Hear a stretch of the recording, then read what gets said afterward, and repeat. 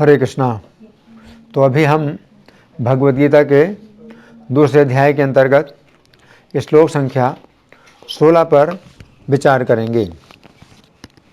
ना सतो विद्यते भावो ना भावो विद्यते सतः उभयोरपि दृष्टोऽन्तस्तनयोस्तत्त्वदर्शिभिः। तो यहाँ पर भगवान क्या कह रहे हैं? न असतो विद्यते भावो। असतो का मतलब है असत, जो परिवर्तनशील क्या है? शरीर। तो भगवान कह रहे हैं कि असत यानी जो शरीर है इसका तो भाव नहीं है, इसका तो कोई भाव नहीं है। और ना अभावो विद्यते सतः। और भगवान कह रहे हैं कि जो सत है यानी जो जीवात्मा है, उसका अभाव नहीं है, तो वो हमेशा रहता है। उभयोरपि दृष्टोऽन्तस्तुन्योस्तत्त्वदर्शी भी। तो इन दोनों का जो तत्व है वो तत्वदर्शियों ने देखा है। दृष्टो अंतस है ना, अंतः का निष्कर्ष, इन दोनों का निष्कर्ष तत्वदर्शियों ने देखा है। दोनों का मतलब है शरीर और जीवात्मा, है ना। तो यहाँ पर भगवान एक तो भाव शब्द का प्रयोग कर रहे हैं, दूसरा अभाव शब्द का प्रयोग कर रहे हैं। तो भाव शब्द का प्रयोग कर रहे हैं किसके लिए? ना असतो विद्यते भावो, कि जो असत है यानी शरीर है, जो अनित्य है शरीर, तो इसका भाव नहीं है, तो हमेशा ये नहीं रहता। और जो जीवात्मा है तो इसका कभी अभाव नहीं रहता, यानी हमेशा रहता है। तो तत्वदर्शियों ने इन दोनों का निष्कर्ष देखा है ना। तो इस श्लोक के तात्पर्य में प्रभुपाद क्या लिखते हैं हम सुनेंगे। श्रील प्रभुपाद की जय। परिवर्तनशील शरीर का कोई स्थायित्व नहीं है। आधुनिक चिकित्सा विज्ञान ने भी यह स्वीकार किया है कि विभिन्न कोशिकाओं की क्रिया प्रतिक्रिया द्वारा शरीर प्रतिक्षण बदलता रहता है। इस तरह शरीर में वृद्धि तथा वृद्धावस्था आती रहती है, किंतु शरीर तथा मन में निरंतर परिवर्तन होने पर भी आत्मा स्थायी रहता है। यही पदार्थ तथा आत्मा का अंतर है। स्वभावतः शरीर नित्य परिवर्तनशील है और आत्मा शाश्वत है। तो अब हम श्री भगवान ने कहा में जो इसकी व्याख्या हुई है उससे हम पढ़ेंगे। इस श्लोक में भगवान शरीर तथा शरीर के अंदर स्थित जीव के बीच में अंतर का वर्णन कर रहे हैं। भगवद गीता का सांख्य योग इस श्लोक से प्रारंभ हो रहा है। भगवद गीता का सांख्य योग अत्यंत सरल है। इस सांख्य योग में भौतिक प्रकृति के विभिन्न तत्वों की व्याख्या न करके भगवान अत्यंत सरल ढंग से शरीर और जीवात्मा के बीच में अंतर की स्थापना करते हैं। भगवद गीता का उपदेश अत्यंत सरल है क्योंकि यह उपदेश अर्जुन को दिया जा रहा है। अर्जुन का अर्थ है वह व्यक्ति जो अत्यंत सरल हो। इस प्रकार हम देखते हैं कि श्री कृष्ण का दिव्य उपदेश अर्जुन जैसे सरल व्यक्ति के माध्यम से हमें अत्यंत सरल रूप में प्राप्त हो रहा है। इस श्लोक में भगवान शरीर और जीव का अंतर अत्यंत रोचक भाषा में बतला रहे हैं। वे कहते हैं कि असत का भाव नहीं है तथा सत का अभाव नहीं है।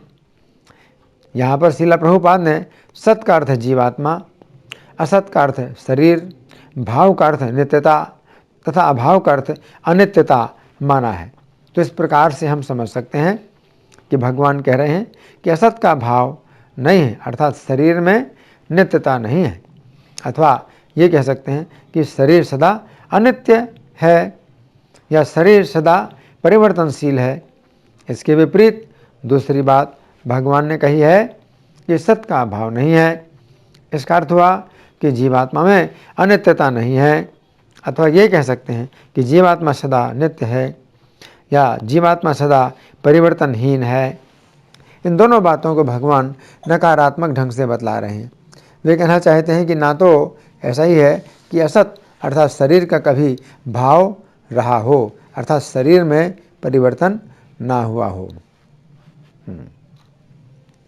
और ना ही ऐसा है कि सत अर्थात जीवात्मा का कभी अभाव हुआ हो, अर्थात जीवात्मा में कभी परिवर्तन हुआ हो।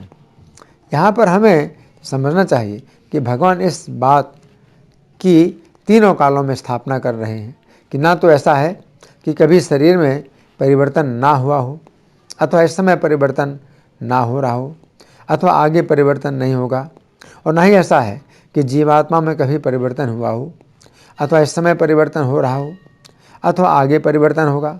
इस प्रकार दूसरे शब्दों में हम कह सकते हैं कि शरीर में सदा परिवर्तन होता रहा है, इस समय भी हो रहा है तथा आगे भी होता रहेगा, तथा जीवात्मा में ना तो कभी परिवर्तन हुआ है, न इस समय हो रहा है, और ना ही आगे होगा। तो यहाँ पर प्रभुपाद आधुनिक चिकित्सा विज्ञान का समर्थन कर रहे हैं कि कम से कम इतनी बात तो उन्होंने भी स्वीकार की है। श्रील प्रभुपाद इस दृष्टिकोण से आधुनिक विज्ञान का समर्थन कर रहे हैं कि यदि उन्होंने गीता की इस बात को अपने परीक्षणों के द्वारा स्वीकार कर लिया है तो वे गीता की दूसरी बात को भी स्वीकार कर सकते हैं। परंतु समस्या यह है कि दूसरी बात को परीक्षणों के द्वारा समझना संभव नहीं है।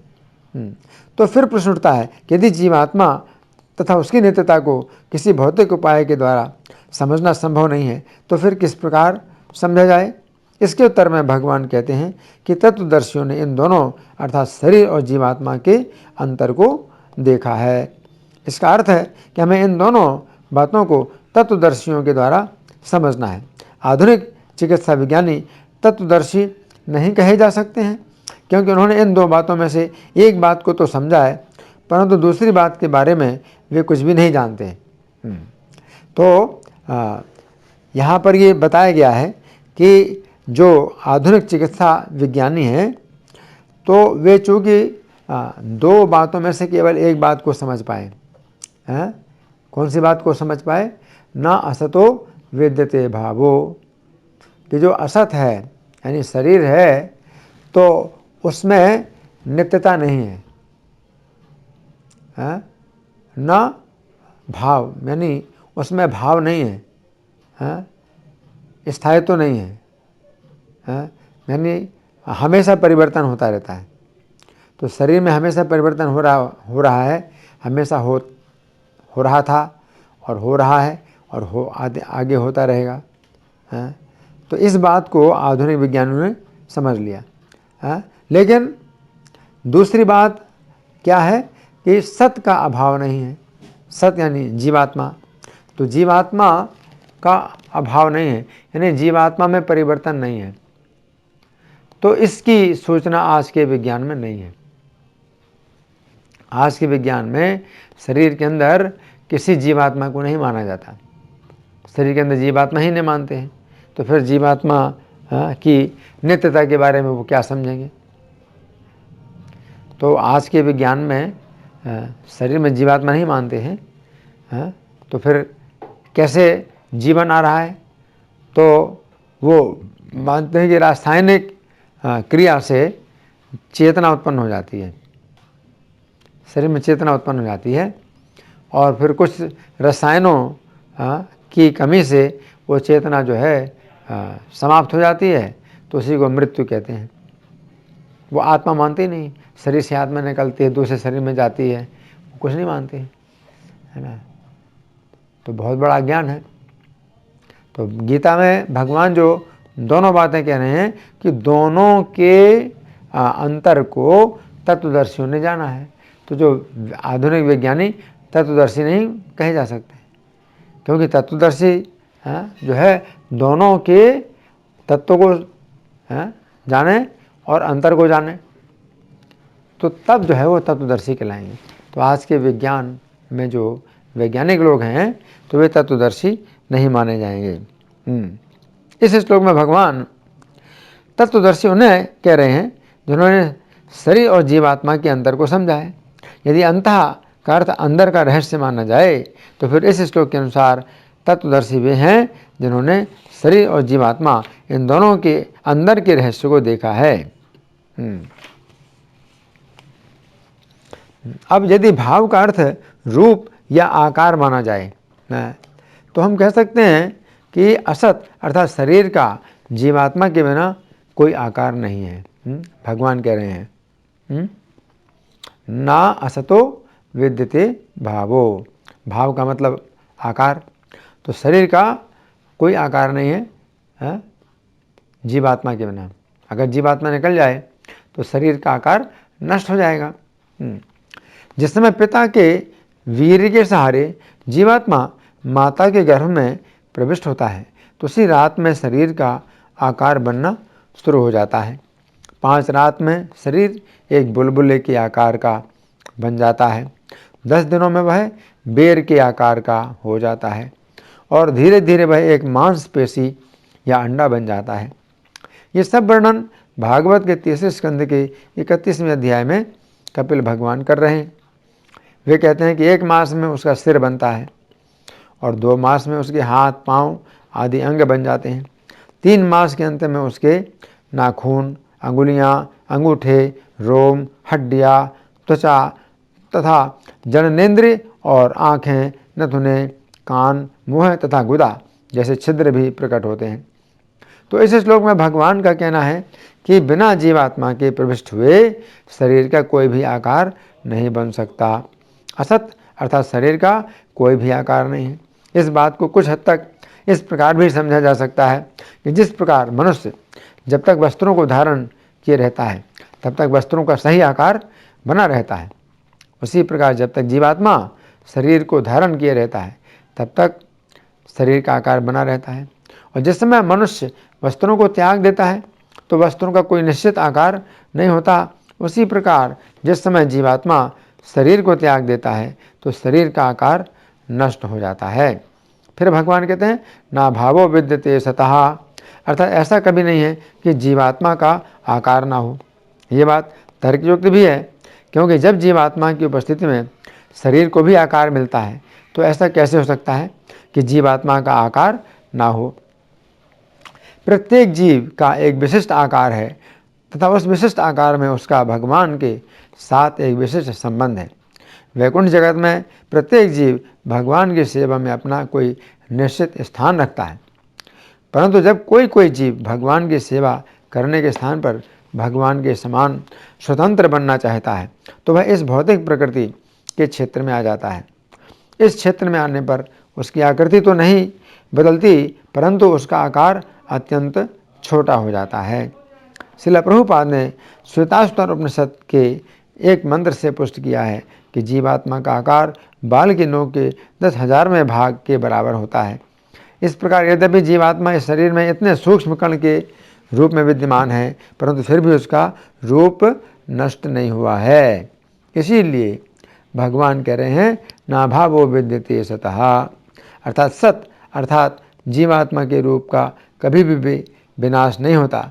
यदि मनुष्य जीवन में ये जीवात्मा श्री कृष्ण के प्रति शुद्ध भक्ति का विकास कर ले तो उसे अपना असली आध्यात्मिक स्वरूप पुनः प्राप्त हो सकता है तथा वो वैकुंठ जगत में जाकर अपनी सेवा का वही स्थान पुनः प्राप्त कर सकता है। तो यहाँ पर बड़ी सरलता से हमें ये बात समझनी है। भगवान कह रहे हैं ना सतो विद्यते भावो। तो भाव का अर्थ अगर रूप माना जाए तो भगवान कह रहे हैं कि शरीर का कोई रूप नहीं है, शरीर का कोई रूप नहीं। अगर जीवात्मा शरीर में ना रहे तो शरीर का रूप कोई रूप नहीं है। सीधी बात है, जीवात्मा जब शरीर से निकल जाता है तो शरीर का रूप विकृत हो जाता है ना, और फिर सड़ जाता है। और दूसरी बात भगवान कह रहे हैं ना भावो विद्यते सतः, कि जो सत जीवात्मा है तो वो कभी भी निराकार नहीं है। जो जीवात्मा है वो कभी भी निराकार नहीं, उसका रूप हमेशा रहता है ना। तो जो तत्वदर्शी हैं वो इन दोनों के तत्व को जानते हैं, इन दोनों के अंतर को जानते हैं, है ना। तो यहाँ पर भगवान जीव में और शरीर के बीच में अंतर बतला रहे हैं, और ये अंतर बड़ी सरलता से भगवान बतला रहे हैं, और इसको सांख्योग कहा जाता है। अब इसके आगे जो श्री भगवान ने कहा में व्याख्या है उसको हम समझेंगे। यदि भाव का अर्थ मूल्य या महत्व माना जाए, भाव का ये भी अर्थ होता है, जैसे हम कहते हैं क्या भाव है, चने का भाव क्या है, दाल का भाव क्या है, तो भाव का मतलब क्या है, मूल्य। तो भाव का अर्थ मूल्य या महत्व माना जाए तो हम कह सकते हैं कि असत अर्थात शरीर का जीवात्मा के बिना कोई मूल्य या महत्व नहीं है। ये शरीर अत्यंत अशुद्ध पदार्थों जैसे खून, मांस, हड्डी, कफ, पित्त तथा मल मूत्र आदि से निर्मित तथा भरा हुआ है। जब इस शरीर से जीवात्मा बाहर निकल जाता है तो शरीर का मूल्य मिट्टी के बराबर भी नहीं होता है। तो भगवान कह रहे हैं कोई भाव नहीं है, असत का कोई भाव नहीं है। यद्यपि मिट्टी का कोई मूल्य नहीं होता है, परंतु फिर भी अनेक स्थानों में मिट्टी का उपयोग भी होता है। परंतु मृत शरीर तो इतना अशुद्ध और दुर्गंध युक्त होता है कि इसे कोई भी अपने पास रखना नहीं चाहता है। परंतु फिर भगवान कहते हैं ना भावो विद्यते सतः, अर्थात जब सत अर्थात जीवात्मा इस शरीर में विद्यमान रहता है तो इसका मूल्य कभी भी नहीं घटता है। ये ना अभावो विद्यते सतः। तो अगर शरीर में सत यानी जीवात्मा है तो इसका मूल्य कभी नहीं घटता। इस बात को हम व्यवहारिक रूप से भी समझ सकते हैं। कोई व्यक्ति कितनी भी बड़ी संपत्ति का स्वामी क्यों ना हो, वो अपने शरीर को उस संपत्ति से भी अधिक मूल्यवान समझता है। जिस समय भगवान वामन देव ने बलि महाराज से 3 पग भूमि मांगकर 2 ही पग में तीनों लोगों को नाप लिया, तो अब ये समस्या हुई कि भगवान वामन देव को तीसरे पग के लिए कहाँ से भूमि दी जाए। तो बलि महाराज को चिंता थी कि चूंकि उन्होंने भगवान वामन देव को 3 पग भूमि देने का वचन दिया है, तो अब किस प्रकार वे अपने वचन को पूरा करें। यद्यपि वामन देव बलि महाराज की परीक्षा लेने के लिए उनके साथ कपट कर रहे थे, अर्थात जब उन्होंने 3 पग भूमि मांगी थी तो वे बहुत छोटे थे, परंतु जब भूमि नापने लगे तो उन्होंने अपना विश्व रूप प्रकट किया था। परंतु ये बात जानते हुए भी बलि महाराज ने विचार किया कि वे वामन देव को अपने निष्कपट व्यवहार से प्रसन्न करेंगे। हम जानते हैं कि भगवत गीता के ये सिद्धांत अनादिकाल से विद्वानों में प्रचलित रहे हैं। इसलिए बलि महाराज ने गीता के इस सिद्धांत पर विचार करके इस समस्या का हल निकाला। उन्होंने सोचा, यद्यपि वामन देव ने मेरी तीनों लोगों की संपत्ति को अपने 2 पगों से ही नाप लिया है, परंतु गीता के सिद्धांत के अनुसार जीवित शरीर का मूल्य कभी घटता नहीं है। इसका अर्थ हुआ कि मेरी तीनों लोगों की संपत्ति से अधिक मूल्यवान मेरा ये शरीर है। और जब वामन देव ने अपने 2 पगों में 3 लोक नाप लिए हैं, तो फिर यदि मैं उनके तीसरे पग के बदले में तीनों लोगों से भी अधिक मूल्यवान अपना शरीर दे दूं, तो मेरा ये दान कम नहीं बल्कि अधिक ही माना जाएगा। इस प्रकार भगवत गीता के सिद्धांत के द्वारा बलि महाराज ने अपने वचन को सत्य कर दिया, जबकि अन्यथा ये कार्य संभव था। नहीं तो कैसे बलि महाराज 3 पग भूमि पूरी करते, है ना। गीता के सिद्धांत के द्वारा उन्होंने कहा तो भगवत गीता का ये सिद्धांत अत्यंत व्यवहारिक भी है। कोई व्यक्ति कितना भी धनी क्यों ना हो, परंतु यदि कोई डाकू उसकी हत्या करके उसकी समस्त संपत्ति छीनना चाहता हो, तो वो व्यक्ति अपनी पूरी संपत्ति देकर भी अपने जीवित शरीर की रक्षा करना चाहता है, क्योंकि गीता का सिद्धांत है ना भावो विद्यते सतः, अर्थात जीवात्मा के रहते हुए शरीर का मूल्य कभी भी नहीं घटता। तो जिस समय वृत्रासुर का वध करने के लिए इंद्र सहित देवतागण महर्षि दधीचि से प्रार्थना करने के लिए गए कि वे अपना शरीर त्याग दें ताकि उनकी हड्डियों से निर्मित वज्र के द्वारा वृत्रासुर का वध किया जा सके, तो दधीचि आत्मज्ञानी होने के कारण अपना शरीर त्यागने के लिए तैयार हो गई। परंतु वे देवताओं की परीक्षा लेने के लिए हंसते हुए इस प्रकार कहने लगे, हे देवताओं, आप लोग जानते हैं कि प्रत्येक जीवात्मा को अपना शरीर अत्यंत प्रिय है। वो अपना सर्वस्व न्यौछावर करके भी अपने शरीर की रक्षा करने का प्रयत्न करता है। अतः ऐसा कौन है जो अपना शरीर किसी अन्य को दान देना चाहेगा, भले ही भगवान विष्णु क्यों ना मांगे। तो कहा गया है, आत्मानम सर्वतो रक्षेत ततो धर्मम ततो धनम। मनुष्य को सब प्रकार से अपने शरीर की रक्षा करनी चाहिए, तब वो धर्म और उसके बाद अपने धन की रक्षा करे। यही समस्त जीवात्माओं की कामना होती है। कोई भी अपना शरीर तब तक त्यागना नहीं चाहता जब तक कोई बलपूर्वक छीन ना ले। तो यहाँ पर जो हमें समझना है कि जो शरीर है हमारा, तो जब शरीर के अंदर जीवात्मा रहता है तो क्या होता है, उसका जो है कभी भी अभाव नहीं होता है, यानी उसकी कीमत कभी घटती नहीं है। चाहे आपकी संपत्ति 10 करोड़ हो, 10 करोड़ रुपए की संपत्ति है ना, तो आपके शरीर की कीमत 10 करोड़ से ज़्यादा है। अब संपत्ति अगर मान लो 20 करोड़ हो गई तो शरीर की कीमत भी बढ़ जाएगी और उससे ज़्यादा हो जाएगी। अगर आपकी संपत्ति 30 करोड़ हो गई तो आपके शरीर की संपत्ति शरीर की कीमत 30 करोड़ से भी ज़्यादा हो गई। तो शरीर का जो कीमत है वो बढ़ता ही जाता है, बढ़ता ही जाता है, जितनी आपकी संपत्ति उससे ज़्यादा है। तो इस बात को कैसे समझें? अगर कोई व्यक्ति जो है आपको मारने के लिए आए हैं तो अपने आप पूरी संपत्ति दे करके भी अपने शरीर की रक्षा करोगे। क्यों? क्योंकि आपका शरीर उससे ज़्यादा कीमती है। तो चाहे जितनी भी संपत्ति हो जाए आपके पास, 100 करोड़ हो जाए, 1000 करोड़ हो जाए, लेकिन तो भी आपका जो शरीर है तो इसकी कीमत उससे ज़्यादा है, हमेशा उससे ज़्यादा है ना। तो ये जो है भगवान यहाँ पर जो बता रहे हैं कि जो तत्वदर्शी होते हैं तो उन्होंने इस दोनों का जो है अंतर देखा है। तो इसे कहते हैं तत्वदर्शी। दर्शी का मतलब देखने वाला है ना। तो तत्वदर्शी भी दृष्टा, तत्वदर्शियों ने देखा है, इन दोनों के बीच के अंतर को देखा है ना। तो अब इसमें श्री भगवान ने कहा से हम कुछ और पढ़ेंगे। अब हम विचार करेंगे कि ना भावो विद्यते सतः का सिद्धांत वास्तव में तो जीवात्मा पर ही लागू हो रहा है। यहाँ पर भगवान कह रहे हैं कि जीवात्मा का मूल्य कभी घटता नहीं है। हमने अभी जीवित शरीर तथा मनुष्य शरीर के मूल्य की जो चर्चा की है वो वास्तव में जीवात्मा के ही कारण है। जीवित शरीर में चूँकि जीवात्मा सुख भोगना चाहता है, इसीलिए जीवित शरीर मूल्यवान है, तथा चूँकि मनुष्य शरीर के द्वारा जीवात्मा भवसागर को पार कर सकता है। अच्छा, चूँकि मनुष्य शरीर के द्वारा जीवात्मा भवसागर को पार कर सकता है, इसलिए मनुष्य शरीर मूल्यवान है।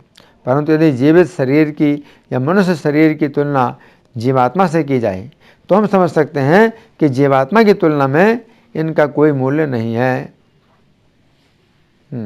यहाँ पर श्री कृष्ण अर्जुन को समझा रहे हैं, यद्यपि इस महाभारत के युद्ध में अनेक योद्धाओं के शरीर नष्ट होने वाले हैं, परंतु उन जीवात्माओं को उत्तम गति प्राप्त होने वाली है। इसलिए अर्जुन को शोक नहीं करना चाहिए, क्योंकि जीवात्मा का मूल्य असीमित है तथा जीवात्मा की तुलना में शरीर का कोई मूल्य ही नहीं है ना।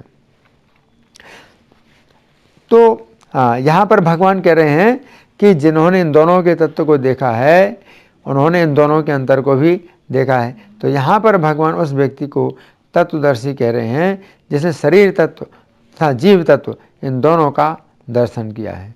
यही सांख्य योग है। शरीर 24 तत्वों से बना है। गीता के 13वें अध्याय के 6वें श्लोक में भगवान शरीर के 24 तत्व इस प्रकार गिनाते हैं। पंचमहाभूत अर्थात पृथ्वी, जल, अग्नि, वायु और आकाश। फिर पंच ज्ञानेंद्रियाँ अर्थात कान, त्वचा, नेत्र, जीभ और नाक। पंच विषय अर्थात शब्द, स्पर्श, रूप, रस और गंध। पंच कर्मेंद्रियाँ अर्थात क्षमा करें, वाणी, पाँव, हाथ, गुदा और लिंग। फिर मन, बुद्धि, अहंकार और सूक्ष्म प्रकृति। इस प्रकार 24 तत्वों से यह नित्य शरीर बना है। और 25वां तत्व जीव है, जो कभी नष्ट नहीं होता है। नित्य और चेतन जीवात्मा की तुलना में अनित्य और जड़ शरीर का कोई महत्व नहीं है। इस प्रकार हम देखते हैं कि श्रील प्रभुपाद अपने भक्ति वेदांत तात्पर्य में इस श्लोक का यही निष्कर्ष निकालते हैं कि प्रत्येक जीव को श्री कृष्ण के अधीन होने में ही चरम लाभ प्राप्त होता है। जिस प्रकार से मछली जब तक जमीन में रहती है वो कभी भी सुखी नहीं रह सकती, क्योंकि उसका स्वभाव जल में रहना है, उसी प्रकार हम सभी नित्य जीवात्माएं आध्यात्मिक जगत की हैं, इसलिए इस भौतिक प्रकृति में रहकर कभी भी सुखी नहीं रह सकती। तो ये हमें समझना है कि ये जो शरीर है ये असत है और जो जीवात्मा है ये सत है। तो भगवान ये भी बताना चाहते हैं कि ये जितने भी स्वजन संबंधी अर्जुन जिनको अपना स्वजन संबंधी समझ रहे हैं, तो इनका युद्ध में शरीर नष्ट होगा। तो इनका युद्ध में शरीर तो नष्ट होगा, लेकिन जो जीवात्मा है तो उसकी सुरक्षा हो जाएगी, है ना। तो कीमत तो ज़्यादा जीवात्मा की है, शरीर की कीमत थोड़ी है ज़्यादा। तो शरीर अगर नष्ट हो जाए और उसके बदले में जीवात्मा वैकुंठ में चली जाए या उसको अच्छी गति मिल जाए तो ज़्यादा अच्छा है। तो भगवान जो है यहाँ अर्जुन को एक ये तर्क दे रहे हैं। अभियोरपि दृष्टों तस्तुनियो तत्वदर्शी भी, जो दोनों के तत्वदर्शी हैं। और दोनों के तत्वदर्शी का मतलब शरीर के भी तत्वदर्शी और जीवात्मा के भी तत्वदर्शी। ऐसा नहीं है कि कोई व्यक्ति अपने को कहे कि मैं शरीर का तत्वदर्शी हो गया और मुझे जीवात्मा का तत्वदर्शी होने की कोई आवश्यकता नहीं है। तो ऐसा नहीं है। तो भगवान ये बता रहे हैं कि जो जीवात्मा है अगर अपना शरीर नष्ट करके अगर वो वैकुंठ में जा सके तो ये बड़ा सस्ता सौदा है कि हमने आत्मा को जो है वैकुंठ में पहुंचाने के लिए अपने शरीर का त्याग कर दिया। शरीर का फिर कोई महत्व नहीं है, आत्मा तो वैकुंठ में जा रही है।